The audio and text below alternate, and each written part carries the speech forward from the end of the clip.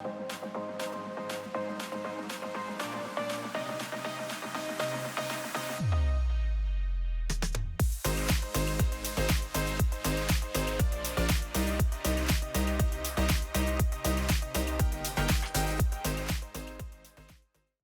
everyone, and welcome to the SavvyCast. This is Jamie, and I'm thrilled that you're joining today, whether YouTube or podcast.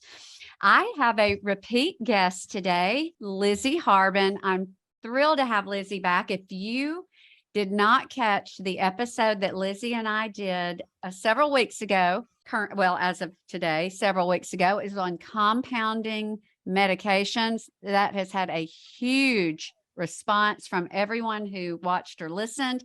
So I encourage you to go back in the archives and listen to that. But today, Lizzie is here to talk. We're going to talk about vaginal health. Lizzie, hello, and thank you for joining me again today. Thanks, Jamie. It's great to be back. Okay. Well, I had so much fun, but I learned so much from our last episode. And then we had a conversation after the mics were turned off. And I said, oh, please, will you come back and to talk about vaginal health? So you did. We're here, and that's what we're going to address today. So want to preface by saying to those who might want to take notes, you don't have to. Everything that we reference will be in the show notes, so you can just watch or listen and get the details after that. So Lizzie, just tell us all, where did you sort of get your feet wet in the issues or the topic of vaginal health? How did that become an issue with you? Well, unfortunately, it became an issue with me by becoming a patient. So I really had no issues throughout my life. And then when I turned 35 years old, all of a sudden I seemed to have an issue with pH and just, was it yeast or bacteria? And then sometimes having some UTIs with that as well. And those, of course, would come and go. And then about 6 years ago, they became fairly severe. And I had 7 and 4 months. And that was extremely uncomfortable. 7 UTIs, not yeast. 7 UTIs in 4 months. But I feel like I'm 50 years old now. So probably age 35 to middle 40s.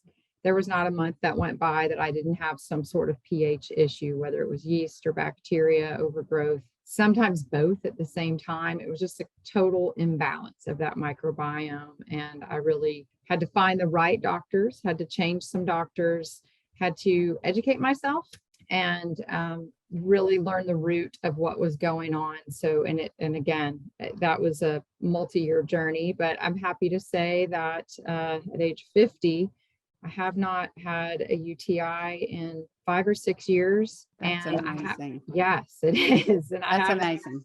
Haven't had any issues with my vaginal microbiome and can feel if I'm starting to and know what to do about it to prevent that. Okay. Well, I just want to, in full disclosure, say that this is very intriguing and important to me because I have had issues with UTIs. It's one of the things that I dread the most because I've had many. And I have actually had UTIs to the point of bladder retention, which for those who may not know what that is you literally can't urinate. You're just stuck and it's painful. And both times once I went to a friend who was a physician who said, just come on in. It was 7 a.m. and his nurse put a catheter. You have to put a catheter in to get that out. And it's just horrible. I mean, UTIs can lead to horrible pain, horrible side effects. So I am very interested in everything you have to say. And first of all, I want you to describe, because I know everyone is different, what were your symptoms when you would get your UTI? What were your primary symptoms? Definitely pain. Like in your abdominal area yeah. And the urinary tract, painful urination. And then the feeling of constantly having to go. But there were, there may be a trickle or nothing there, but it's just that constant feeling of having to go, really coupled with the pain. Those were amazing. Did you ever have bladder retention at all? Did it ever get to that point? I didn't. I went to a urogynecologist in Houston to be tested for that. And at the time, I think they said I was emptying like whatever percent, it wasn't 100% Mhm. of my bladder, but whatever percent it was a threshold. It did not count. It was well over, it was between 60 and 80% or Okay. something at the time. Okay. So when you were having these back-to-back UTIs, were you being treated with antibiotics? Would they switch antibiotics when you got a new one? What did your medical protocol look like in the midst of all of So, yeah, initially there's an antibiotic called macrobid. And I Mhm. think macrobid is supposed to be very specific for UTIs. So it's not Mhm. as broad spectrum, in theory, not as harmful to your health, because I do believe that antibiotics do have a place in healthcare. I'm not anti-antibiotic, but I also believe they're harmful. And I Yep. believe we really need to reserve them for when they're truly needed. Right. The last time I had a really bad UTI, the doctor was just like, well, let's do Cipro, which I don't know if you're familiar, but there's a Yes. black box warning on Cipro. It's very broad spectrum and can Mhm. essentially obliterate your whole gut microbiome. And it's Mhm. an antibiotic you really don't want to be on. One of the reasons I realized I did not have a good doctor, which Jamie, I know you shared with me that your doctor has done cultures because you've had so many problems. Mhm. A lot of doctors will just, do the urine test, come in, UTI, give you a prescription, and not even culture it, even for women who are having problems. So I think the first thing we can do as being our own patient advocates is asking for a culture. Let's figure out what it is I keep getting. Let's figure out what, if it is going to, antibiotic therapy, I think is appropriate for UTIs. So it's like, what will kill it and obliterate it and get rid of it for good? I mean, Well, for me, I just become desensitized to it was like macrobid, and that wasn't doing anything. Okay. Well, this may be your situation as well. This may just be the standard protocol, but the minute I can tell too, I can tell, oh goodness, here it comes. And it's always for me, it feels like I can't fully empty my bladder. And Yes. when that happens, it's like, here we go. And I immediately, and they tell you when you sense it, go ahead and go as soon as you can to get the urine, give a urine sample. And my doctor's office will call me that same day and say, yes, they're white blood cells. But then the culture we get back a few days later and it tells what grew and what actually caused the infection. But the initial result is just, yes, you have one. And, typically they just give you whatever. I usually get Keflex, but is that how your physician cultures, you don't find out what it is until it's Right. time They've to. got to send it off and grow it for a week. So Mhm. you're going to start on something. But again, if you're a chronic person who has these over and over, even waiting that week, then we know, because I think there's, and again, I speak as a non-clinician, I'm speaking as a patient, but there's a high probability that it's the same strain of bacteria over and over, because I believe it may not ever, in my case, I don't think we were ever killing it fully. And I've read that it can live in the biofilm of your the vaginal area. Is that the correct term? The biofilm or the The microbiome, the microbiome. So the Mhm. biofilm is actually, we can talk about biofilms. That's not a good thing. The microbiome is a great thing. So essentially, humans have 3 to 4 microbiomes. I think we've now become aware of. So they're your brain, your oral microbiome, your mouth, your gut, and then if you're a female, your vaginal area is the fourth one. So I guess men in that would have 3. And really all the microbiome is it's like, think of it as a community or a hangout where you've got it. And when it's in balance, you've got to have the right balance of yeast, of bacteria, of minerals, of, all microscopic organisms that make up these areas. Now, our gut, they're now saying, is responsible for 80% of our immune system. And the gut will help manage. I mean, there's a gut brain connection. And what's interesting in my journey, there was a gut vaginal connection as well to what was going on with me. But whenever that microbiome is off balance or imbalanced, we call that cellular dysbiosis, and that could be an overgrowth of bacteria, an overgrowth of yeast, an overgrowth, it's out of balance. And that's when disease can take place. Oh, okay. So yeast infection, UTI, all of that is an imbalance of your microbiome and it's overgrowing the the bad thing, the wrong thing. Right. It's just because it's all like percentage of, you got to have the good bacteria. So it's not an overgrowth of good bacteria. There's bad bacteria that's in there, right? That's overtaking everything. Or if it's a yeast infection, which is more, yeast is more in the fungal or mold kind of family. So that's an overgrowth of that.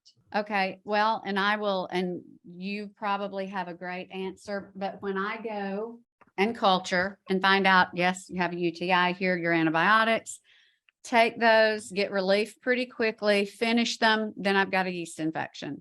Always. Always.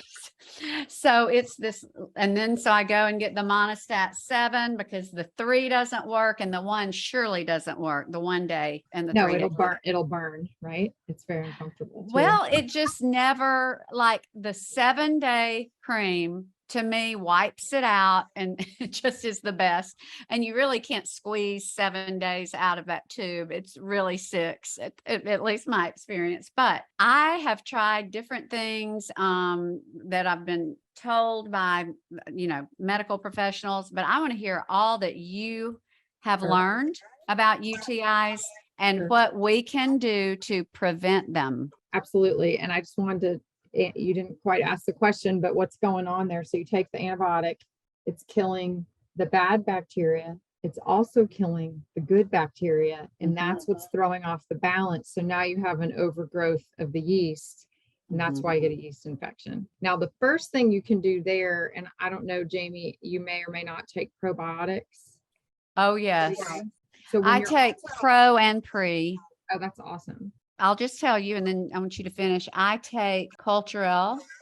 Then I take Culturel for women, which is supposed to specifically target the vaginal area. And then per your recommendation, it's the Maggie Allura. They have the company that sells the Allura that I now take. They have a vaginal health probiotic. So I take that. Then I take the Allura and I take AZO. And I do Benefiber every morning in my coffee because that's a prebiotic. Benefiber, any kind of prebiotic is necessary for your probiotics to work. So sort of that's my regimen. So I do try to, but I just got on the additional ones after talking to you. So we'll see how much better things are now that I've got this. I just wrote down, I didn't know that Allura was making a vaginal health probiotic. Yes. And I also, Uqora, Uqura, they're online, they're a company, they have 2 different, homeopathic type capsules, as well as something that you can drink that's supposed to flush out your, I guess, the biofilm or so you've got the microbiome, the biofilm.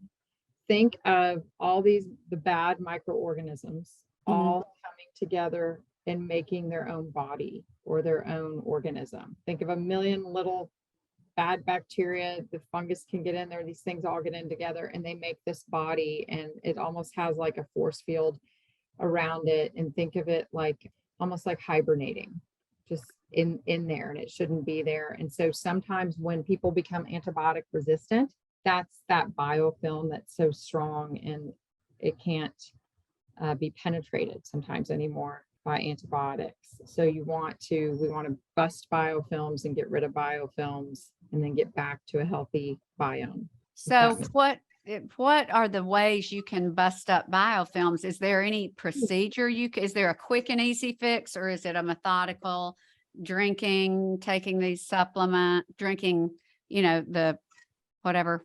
Yes and yes, there are some big things you can do. I mean, now we're getting into like IV therapy and things you can do to bust biofilms, but short term, I think working with the right doctor, they can probably come up with the right supplement regimen, and diet is big because the biofilms and yeast feed off of certain things or food to them, and other things are going to be like medicinal to kill them. So things like sugar are going to build biofilms. I don't know if you've noticed whenever you've had a yeast infection. I mean, I crave sugar like there's no tomorrow when I am yeast filled, and that's the yeast inside of you wanting food so it can thrive and grow. Yeah. this sounds so silly, but I love sugar. And when I'm having a yeast infection or something, I'll just be like, nope, I'm not going to feed you. I'm going to starve you out, and Yeah. gotta, Yeah. that's not me craving the sugar. That is That's- the infection inside of me, and I'm not going to feed it. So alcohol is another thing. Alcohol turns to sugar. Yeah. So alcohol and sugar are probably two really big triggers for biofilms. So there's certain supplements that can help bust biofilms. And then I think starvation in terms of what you're putting in your body in terms of food is very important. Okay, now you mentioned, and this sounds like a bigger gun for people who just really want to go at it big. You mentioned IV therapy. What would they give you? And which I assume would be a freestanding IV. I mean, I have lots of friends who go and they'll get B or whatever. What would you ask for if you wanted to get an IV for biofilm? I mean, I think that I'm getting into a realm where you really need a doctor who's looking at the and testing for that and doing that. But glutathione is very common. It's the largest antioxidant in the body. It's a supplement that I take daily and love it. If I was on a desert island and could only take 5 vitamins with me, one of them is my glutathione. I just Glutathione. Okay. What Yes. brand do you take? A specific brand? Do you mind sharing which one you take? Sure. Well, Wellness Pharmacy here in town has a brand called ePro or Essential Pro, and they sell it at the pharmacy. Otherwise, it's sold at doctors' offices. But I believe Pure Pharmaceuticals also, and it's what's important is a liposomal gel cap. So it's this liposomal technology that makes it more absorbable for the gut. Is it prescription? Do you have to have a It is prescription? not. It is a vitamin. I mean, an IV of glutathione is prescription, but just this, it's a vitamin. This is, it's wonderful. And when I'm well, I take 1 capsule in the morning, empty stomach, and 1 at bedtime, empty stomach. It is, it's a little pricier vitamin, I guess, because of what it is. So I have a lot of colleagues who are like, when I'm well, I just take 1. And I say when you're well, because there are a lot of studies with flu, and even a lot of doctors were doing studies on COVID. We never tested. We had a bug over Christmas. So about 6 months ago, could have been COVID. We don't know what it was. Had a low-grade fever, aches and pains. And we were taking 8 glutathione a day, morning and night. And whatever we had was gone in 2 days. Oh my goodness. So is it similar to the is it NaH or the NAD that you talked to? NAC? Was it NAC? Yeah. So that is the precursor to make your body produce its own glutathione. So yes. Oh, that's right. It stimulates your own. Okay. But okay. I am going, and by the way, Birmingham people or locals, Wellness Pharmacy, Lizzie and her family own Wellness Pharmacy, and that's where I'm going to go. Your family, yeah. That's where I will be going. I need to go to Homewood tomorrow, so I'm going to go get my glutathione. So I don't need a prescription. This is awesome, and I'm going to indicate that because taking the glutathione in addition to helping bust up that horrible microbe. Now, let me just clarify for those who want to take glutathione and have wine every night, it may counteract the benefits, correct? Well, actually, it helps open methylation pathways. Now, think of a methylation pathway as the body's own ability to take out its trash. Another way of saying that, it's going to help you detox. So I work for a company that supports pharmacies like Wellness. We have a vitamin company inside, and at company meetings, when we feature glutathione, we call it the Hangover Cure, and a lot of our young employees will buy it for that because it's going to help your body detox. So again, if you've had a few glasses of wine and that's a few more than you normally have, and you're like, oh my gosh, I'm going to have a headache in the morning. I mean, at bedtime, take 3 glutathione and you probably won't have that headache in the morning. So there's no limit you can take. There's not a unsafe dosage? Not to my knowledge. The gel cap is a 250 milligram pill. And my understanding is that a lot of chronic health doctors, based on what they're dealing with their patients, I've heard probably the most I've heard is 10 a day. Like I said, when we're sick, we'll take 4 a day. I mean 8 a day 4 in the morning and 4 at bedtime, because it's this own natural antioxidant in your body. I mean, I'm sure there's an amount you could take that is Oh, not, well, sure. Yeah. Yeah, but within I mean, reason. 8 pills in a day is a lot. And I only do that when I'm sick. So like I said, when I'm healthy, I take 2 a day. Some people take 1, but it's definitely it's going to help. It's not going to necessarily like, oh, it's going to help your kidneys and your liver specifically, but overall, if it's helping your body take out the trash, and you have 3 ways to take out the trash, right? Urinary tract, pooping, and sweating. I mean, that's it. That is it, isn't it? That's So it. the glutathione, which of those 3 pathways I does it think help? it's going to help with all of them, because it's just general methylation pathway. So I think it's going to help with all of those, which it could be part of, I don't know that there's a smoking gun or silver bullet. Why I haven't had a UTI in 6 years. I can just tell you all of the things that I do, and glutathione is definitely one. Okay, well, I'm thrilled to know about that. That's on my list. So number 1. Okay, so glutathione. Number 2. Number 2, we already talked about before, Elura. That was a huge game changer. And this was, I want to go ahead and spell this, and it will be linked. Elura. ELLURA. I found out about this in Houston, where I used to live, from the urogynecologist I went to, and they said this was their number 1 thing to help me. And they said, just get it and follow what's on the bottle. So what's on the bottle is take 1 a day, just on infinitum, and take 2 in addition to that 1 after having sex. Now, I can't recall, because I'm taking it. I take it every morning on an empty stomach. It doesn't matter, does it, if you take it empty stomach or with food? I don't think so. I was taking Okay. mine with food. Okay. And the 2 after intercourse is just to give the double whammy, because that is typically when a lot of us. A big trigger. Yes. That's a big trigger. Okay, so the Allura, and then like I said, when I bought mine, it was after our previous podcast. Immediately logged to their site and to get it, and they have a probiotic for vaginal health that I purchased also, and I'm taking that. So that's just another thing you're shopping for that. Okay, so 3.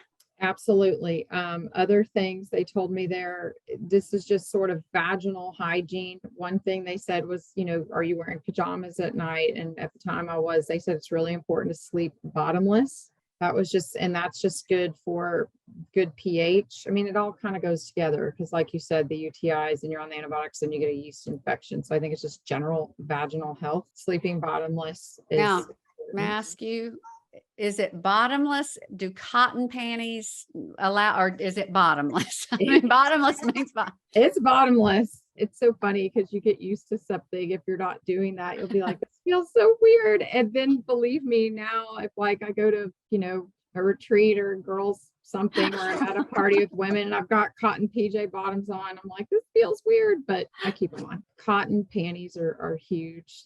Even if they're not cotton, that they have a cotton pad there, is really cotton against, your vaginal area. I think is just very important. I will tell you, like, I haven't had a problem in 6 years. I know when I'm about to have a problem. My mother bought me these beautiful silk Barefoot Dreams pajamas recently. Oh, I love those. I wore them just a couple of times, but without panties, in like 2 days, and I could feel I was going to have a pH issue. And so silk there is not good for me. And it has to be cotton. So that was something else that the doctors told me. And then what did they say about, now I hate these. I would not wear these. I would go bottomless before I would wear a thong. I hate them. But are thongs, even if they're cotton, do they not irritate? I would think they would. That's funny you said that, because a friend of mine, as a joke, bought me a pair of hanky panky thongs 10 years ago when I turned 40. And she was like, now we're all cougars. Oh my goodness. A little cotton pad. And I don't know if you've ever worn hanky pankies, but that's all I've worn the past decade. And if you've never, it literally feels like you're kind of wearing nothing. You've got the cotton pad, and it's really, and it's a thong. Love them. And all my friends, anyone I've ever introduced them to, loves hanky pankies. Oh my, okay. So they're thongs that you really don't know you're wearing. Yes. And they have the cotton pad there where you need it. and I prefer original rise. They now have like low rise, mid rise. I like the original rise. They're a one size. They're wonderful. And the only time I've ever found them on sale is in July. Nordstrom has them on their anniversary sale. So I load up every July on my hanky pankies. Okay, well, I'm gonna Google hanky pankies. Yeah, and the Because I don't like panty lines, and I don't, Yeah. when I had to start wearing cotton panty, because I used to do, back in the day, I would do pantyhose and, and having a lot of problems there. And so I was like, oh gosh, got to wear cotton panties, and you're dealing with panty lines. So hanky panky, I get the cotton I need. I'm wearing the underwear I need.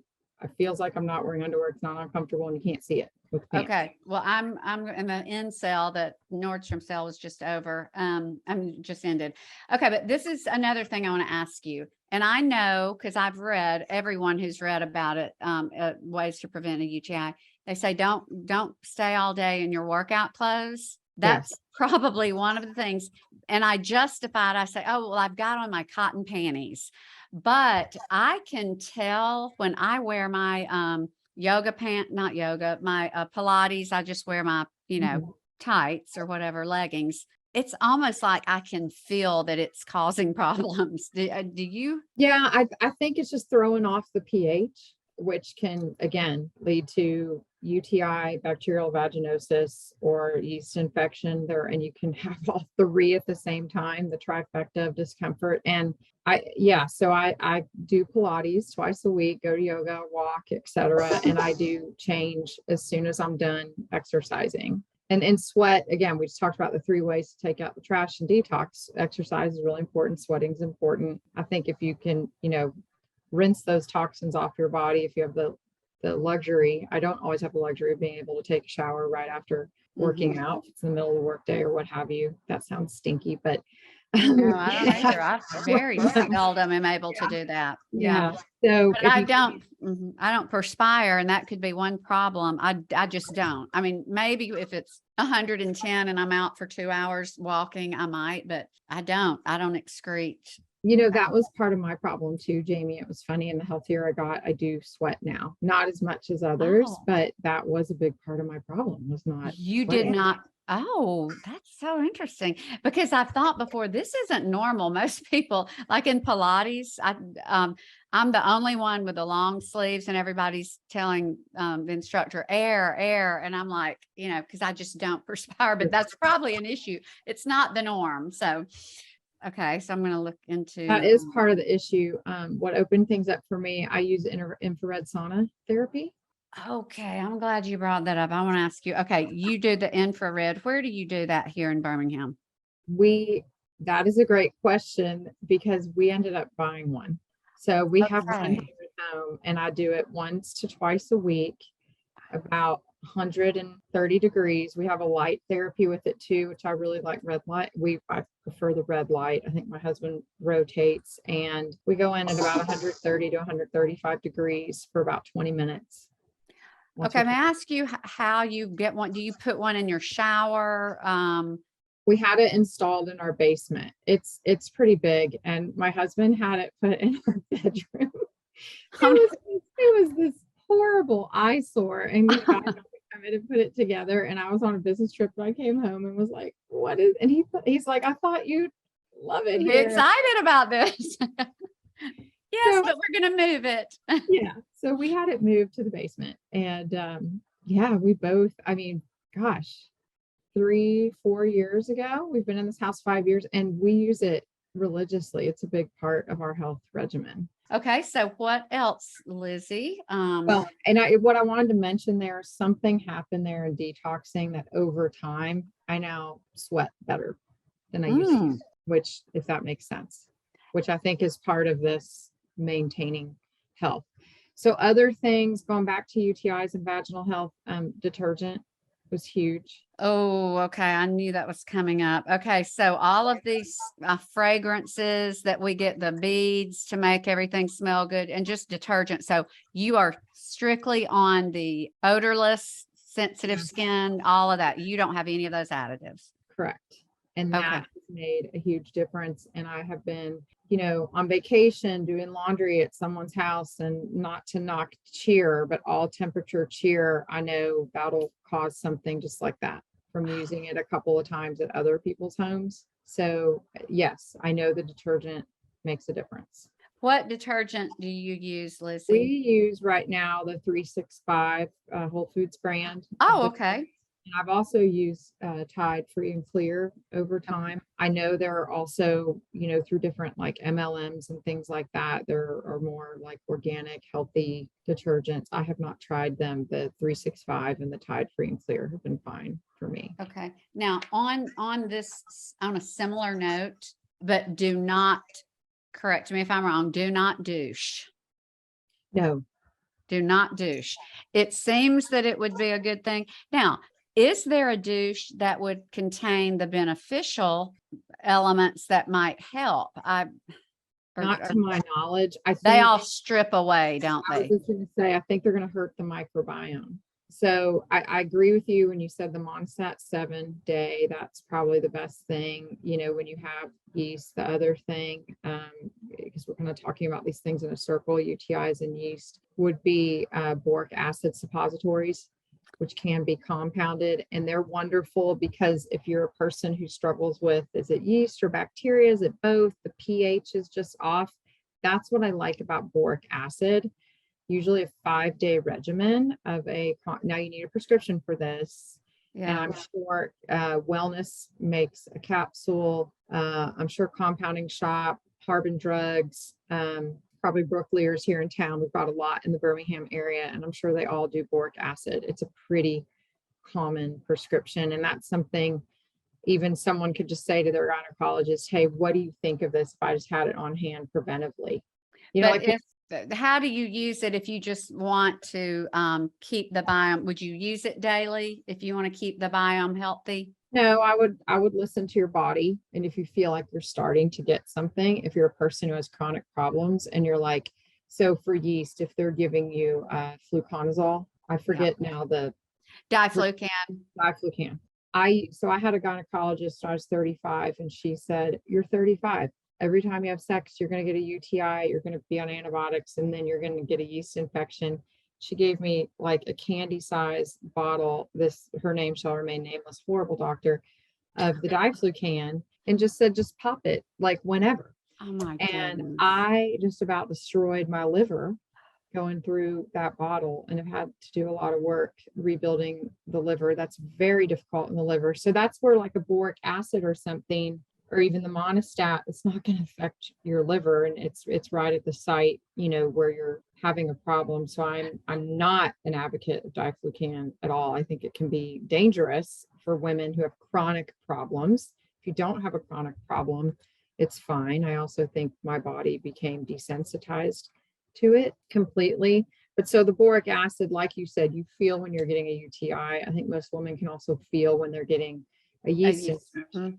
I call it like, if there's a pain spectrum, and let's say you're talking about your own vagina and you're like, this is an organ I should not really be aware of. I just shouldn't. That's right. Yeah. Feeling it. Yeah. Be aware of it. So I call the first level of pain awareness of that organ.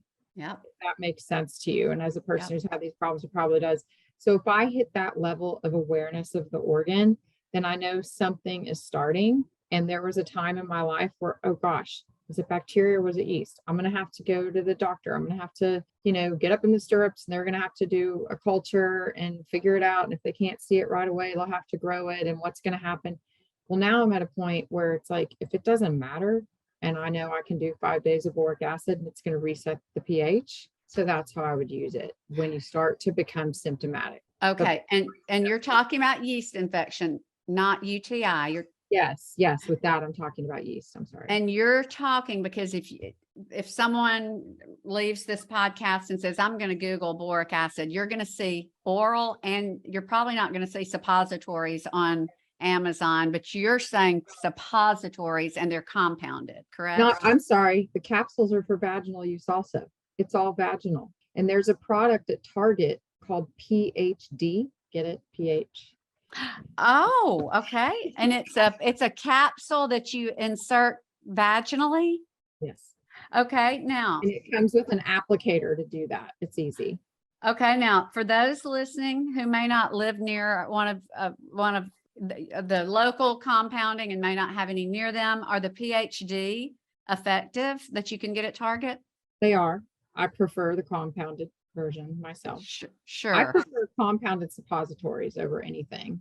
And then my next preference would be compounded capsule. My next preference would be OTC, over the counter PhD that you can get at Target. Okay. That's And wonderful. I bring it up because, like you said, once you start the antibiotic treatment for the UTI, you inadvertently get this. And why I asked about probiotics, a lot of people, when they're on antibiotics, they either A, stop taking probiotics, or B, sometimes they take the probiotic with the antibiotic. That is the worst thing you can do because it will cancel out your antibiotic, which could be. That is what I learned from Gut Health MD, the guy who wrote that book. I was doubling down on my probiotics during that. So that's probably why I got some. Yeah, he said stop your probiotics when you're taking antibiotics. Well, I would say meet in the middle of because again, I think pharmacists know these things. I'm not one, but I work with a lot of them, and I'm friends with a pharmacist in New Jersey. One time he said, think of your stomach like a bar. And, people meet up in the bar, and then sometimes you have people you don't want to meet up in the bar. He said, so if you're sending the antibiotic to the bar, you don't want the probiotic to go to that bar until about 6 hours later, but it needs to go to replenish good bacteria. I don't know if that analogy works. So when I'm on, if I'm on an antibiotic that I have to take with food, of course, so you go take that breakfast and dinner, I'm going to take my probiotic at lunch. Okay. So, and that could prevent getting a yeast infection while you're being treated for the UTI and not mess with the effectiveness of your antibiotic. Okay. So take one in the middle of the day. Sandwich. At least 2 hours away of either. Okay. And even if you can get it further away, in theory, lunch is 3 or 4 hours away from the antibiotic. You're good. Okay. That could make a big difference for you with avoiding the yeast infection after. Okay. All right. So now we're at 7. What are we not touched yet upon the after sex? Oh my gosh, you've got to get up and urinate after sex immediately, which I know that's when our oxytocin's going and we want to have those little tender moments, come back and cuddle afterward, but you got to. Yeah. So, and let me toss in on the urinate. I got this from my primary physician's nurse. She said that her doctor told her, in light of her previously recurrent UTIs, he said, as much as you can, either squat, don't just sit down and relax and urinate because it won't completely empty, but that if you'll just sort of squat or stand up in sort of a semi-standing position, it'll all come out. So you'll at least be emptying completely. So I do that as well. And then that's great advice. I love that.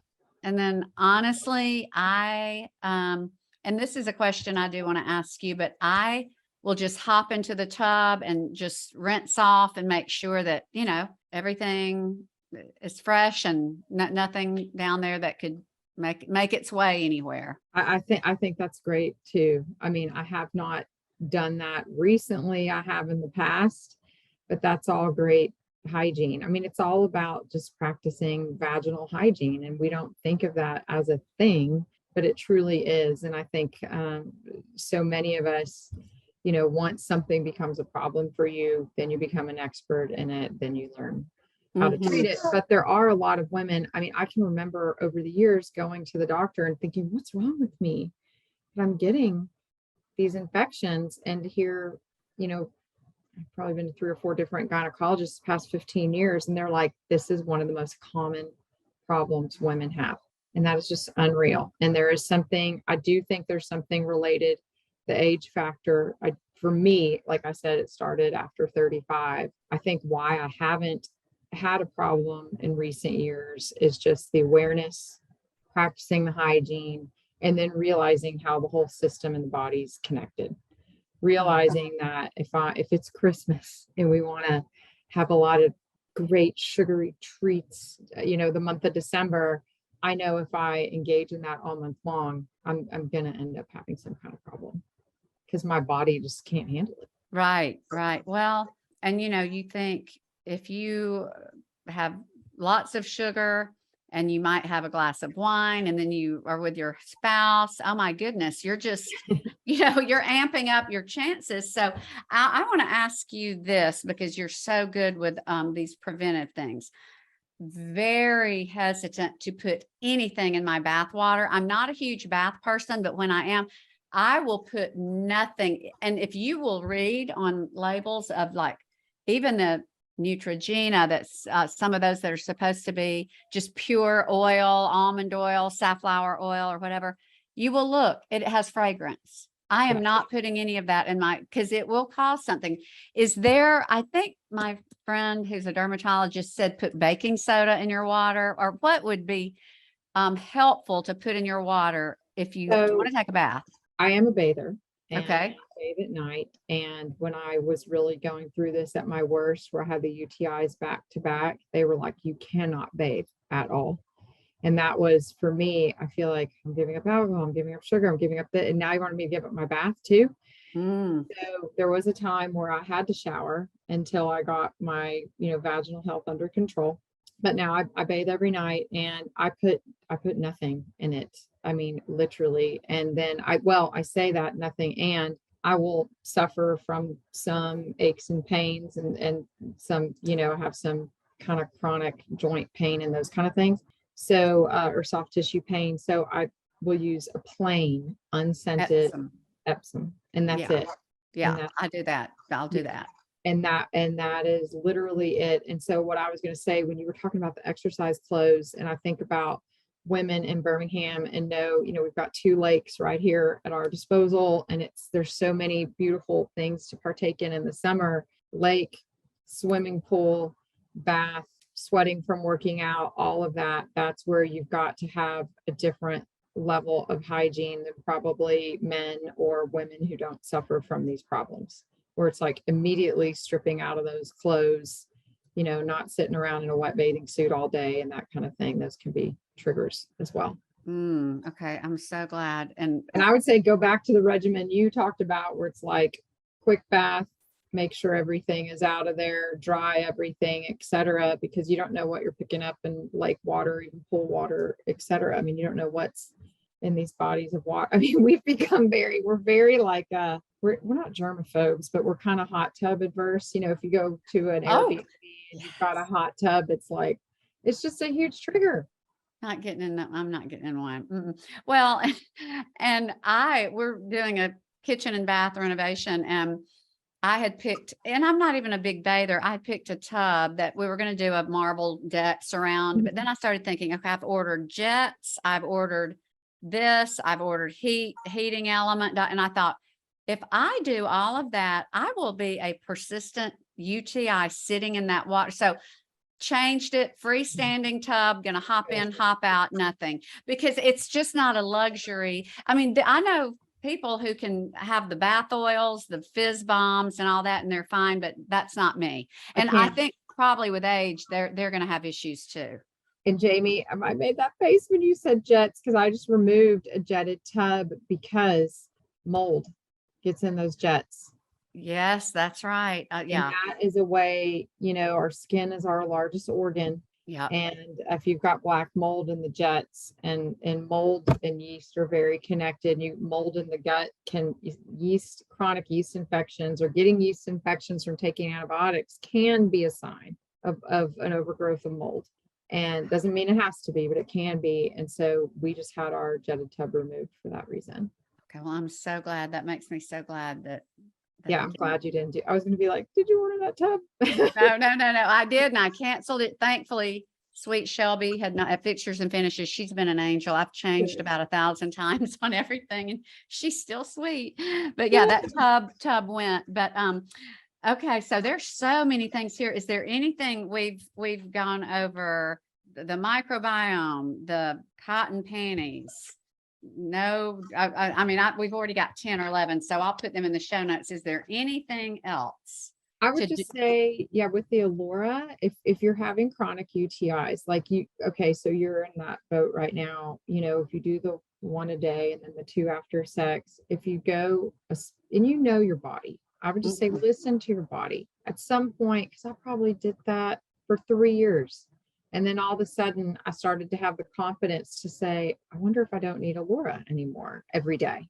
Mm-hmm. So I started every other day. And then I was kind of doing a couple of times a week. And then it got to just after sex, and I still think that's always just a good practice. But I would just say for women who have a chronic problem, listen to your body and you'll know when it's more in balance, and you can start to wean some of these therapies versus, no, this is just hygiene. I'm going to practice the rest of my life. Right, right. Well, there's so many things here, things that I didn't even know. Like literally, when we sign off, I'm calling my doctor and I'm going to get a prescription for these boric acids. Now, is there just refresh my memory? Okay, the specific one you all made. I would ask for specifically, and I mean, what any of them can be made, a capsule or suppository. It's really just the dosage form. I prefer the suppository. I will tell you that the formula that our company has, that any compounding pharmacy who's a member of ours can make, like with Monistat and some of these other things, it can be messy at night. The boric acid suppository, if you need it, is not. It really just dissolves and it's not messy, and it's not, you can sleep through the night. Because I know like Monistat and some of those other things, you may need them, but they just are messy and you can wake up and you need a towel there or something based on it. The boric acid's not like that. Okay. So that's why I prefer the compounded. Okay. And just to clarify, the capsule, there is an oral. It's not an oral capsule, it's a vaginal capsule. Oh, but then the suppository is the waxy, Yes. That's like a suppository for other meds. It's the compact waxy. So that's a vaginal suppository, kind of waxy. So you can insert that by hand. It'll melt. Most places, if you get the capsule, including PhD, they will come with an applicator to insert the capsule. Okay. That's harder to just insert with your hand. Okay. Yeah. Oh my goodness. Okay. The very last thing I would say, just when we didn't really talk about tampons and menstruation. A lot of people can get issues after menstruating. And I would just say for me, going through all this, I switched to organic Whole Foods brand tampons from Playtex. And I felt like that made a difference too. Oh, okay. Well, I will include that as well. I've not had that in a long time, but well, I'm now in that phase where I haven't had that in a few months either. Oh, well, okay. Well, Lizzie, you are a wealth of information. I feel like this is such a rich, filled with helpful tips episode. This is awesome. I've got a lot of changes I'm going to make. Actually. So thank you. My goodness, you are so wise and you have so many helpful practical tips. Well, thank you. It's been great to be back and just love your listening base, and happy to hear the hormone podcast was a hit. And I think we as women have to, help each other and share these best practices, because this stuff isn't just readily available. And a lot of doctors don't even know, like you said, you pick up a piece here, pick up a piece there. So happy to share, and so good to know you, Jamie. I just think you're amazing.